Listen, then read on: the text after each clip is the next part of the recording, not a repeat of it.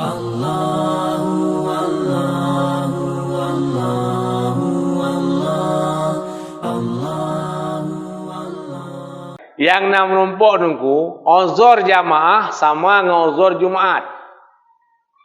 Uzur jamaah sama dengan uzur Jumaat yang sama dua. Dah uzur ji. Yang pertama gue pegah hujan. Hujan basah sebawah-bawah sandal. Kan basah kuyup tu. Basah yub tilau.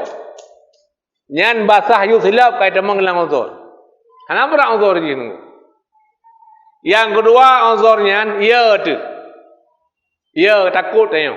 Yang kena uzur. Olian panas sekali, tum that nunggu. Tum that. Atau lebih that. Yang pergi uzur. Atau angin badai. Yang pergi uzur.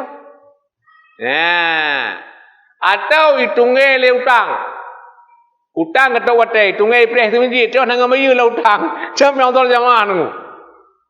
Bagah hanya tu masjid.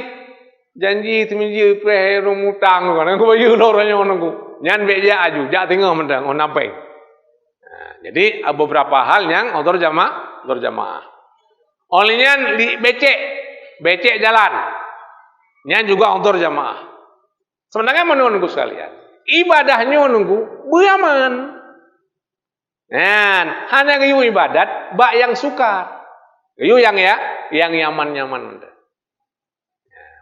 jadi, menurut pendapat, menurut tajak jamaah mesti ujun je ke malaikat, nyai long dalam rumah.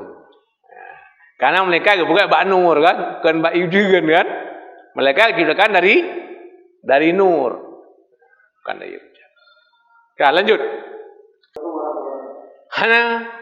Hana lai plus. Nyan bak pasakan jak la ujunnya metrok di raya. Otetuk rayanya mentek ke. Nyan ham lupa kan pahala syahid. Karena kagak buah penuh, uzur. Kagak buah legama uzur. Gelawan uzurnya kanyan. Gelawan gejak ju. Bak gejak untuk raya. Ime ke melingai ke. Hai menumpuk pahala syahid. Padahal orang yang melingai langkaramnya menumpuk pahala syahid. Tapi hana bagi kanyan. Pakan. Karena wekan agama kagak buah uzur. Kah?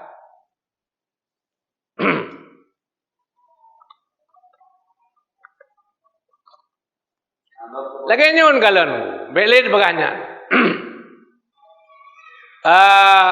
Gejak waji ke pegah. Walillahi ala nasi hijjul baiti man istata ilaihi sabila.